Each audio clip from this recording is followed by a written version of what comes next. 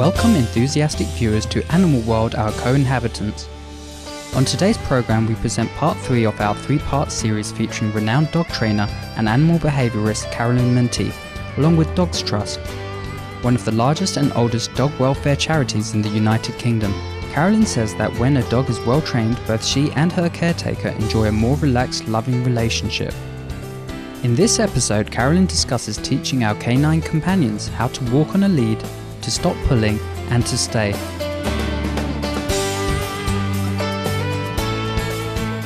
Today I'm going to show you how to teach your dog to walk nicely on the lead without pulling. This will transform your walks and make them far more enjoyable and a lot safer for you both.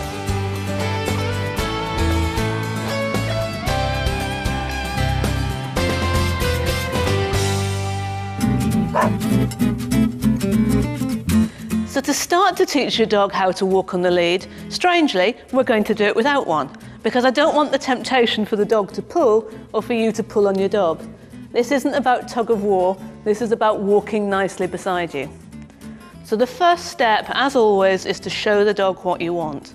So take a treat, hold it near the end of his nose so he sees where it is, and then take a few steps forward, with him nice and close beside you on the left-hand side. Come, Polly. Keeping the treat near the dog's nose. If the dog loses interest, treat back on the nose and just lure him back again. Oh, you are so clever. What a good boy. So practice that lots until you can do 10, 15 paces with the dog staying beside you. Step 2 is to get the dog to think about what it is that got him the reward last time. In other words, walking beside you. So show him you've got a treat. And then without holding it on the end of his nose this time, walk with him and encourage him to come with you. Ready, Barley? Let's go. Good boy. Oh, good lad. And then he gets the reward at the end. And you need to practice this a lot so that every time you walk, he walks closely beside you.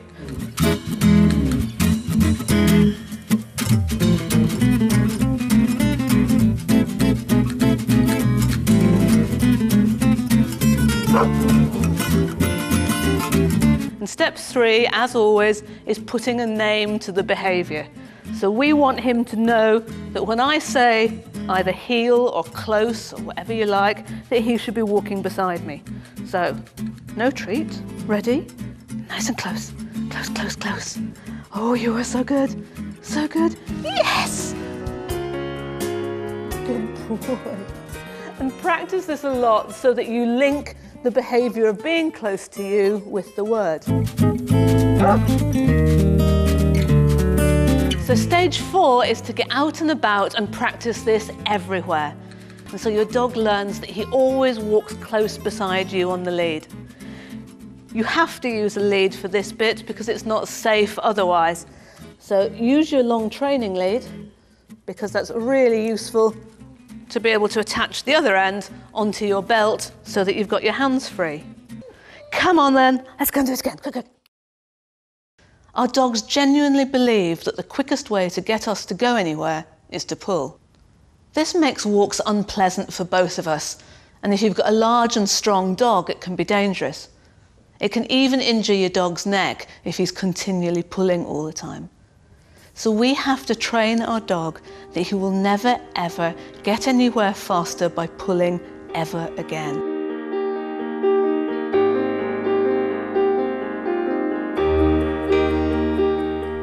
So to help me show you how to teach your dog never to pull again, I've got Digby here. Now you need to start in a really quiet place with no distractions.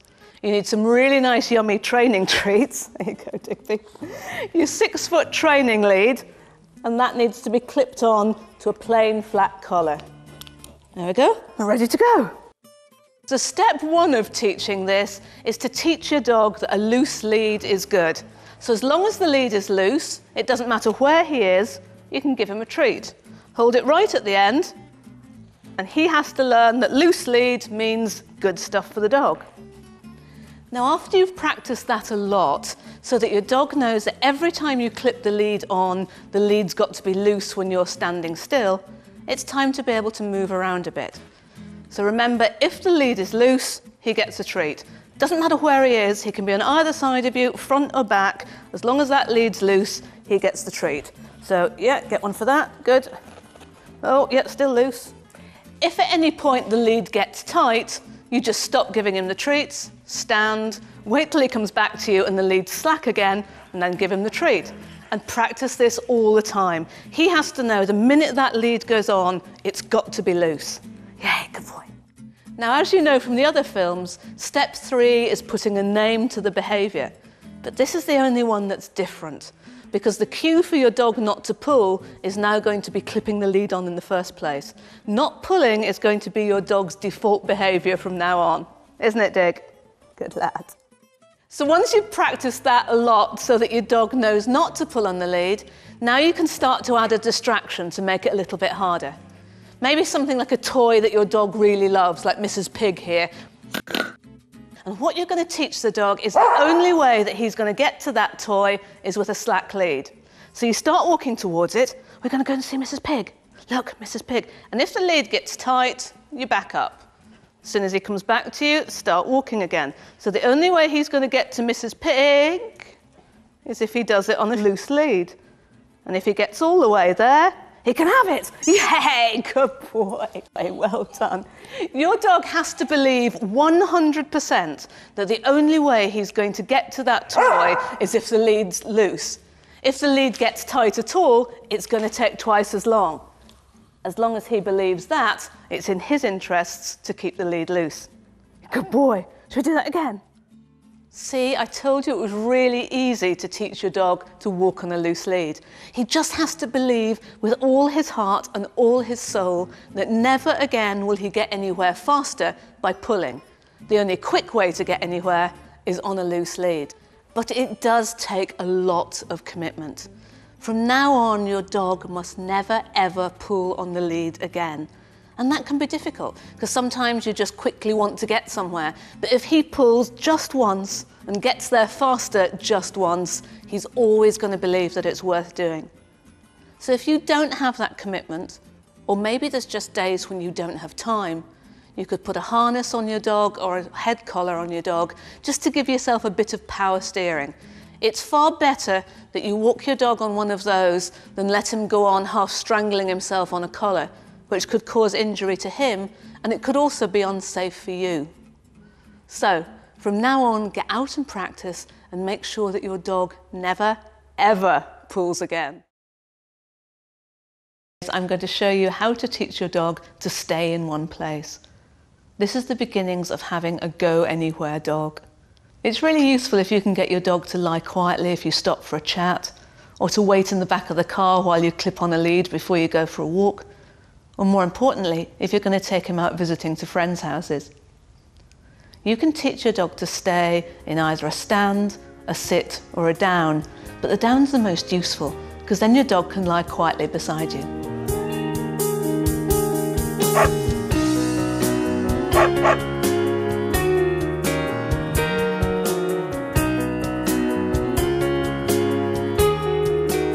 So to help me show you how to teach your dog to stay in a down, I've got Bacon.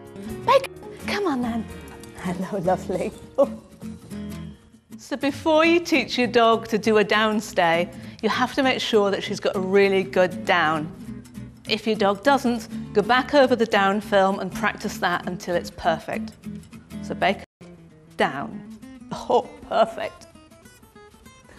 So now you can work on the down stay. So the first thing you're going to do is get her to stay down for longer. So you're going to ask her to lie down, and then you're going to count to 5 seconds before you reward her. Just hold your hand up, and then after 5 seconds, give her the treat. So Bacon, down, hold your hand, it's almost like a stop sign for 5 seconds, and reward her, she's so clever. Make sure you give the reward while she's lying down. You're rewarding her for staying down, not for getting back up again.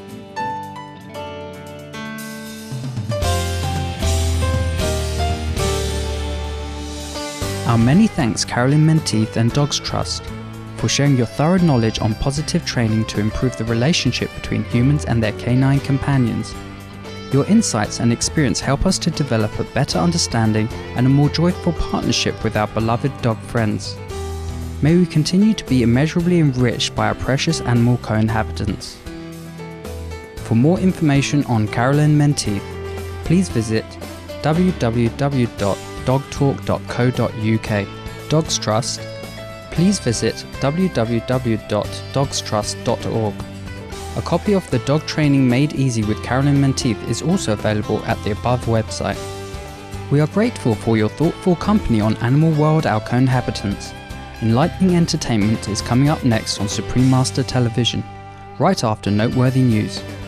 May the earth be ever more graced with the loving and noble presence of our animal friends. For more details, please visit www.suprememastertv.com/AW.